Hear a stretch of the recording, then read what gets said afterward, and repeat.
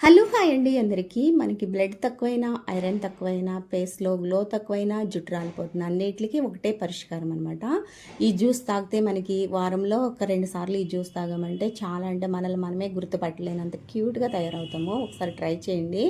దీనికి కావాల్సినయల్లా ఉసిరికాయలు, carrot, beetroot, Apple అనమాట. ఇవి మా చెట్టుకి కాసిన ఉసిరికాయలు. నేను నెక్స్ట్ వీడియోలో ఉప్పులో వేస్తాను. అవి నిల్వ ఉంటాయి. మనకి పిల్లలకి హాస్టల్‌లో ఉన్న పిల్లలకి పంపించామంటే చాలా అంటే చాలా మంచిది తింటే.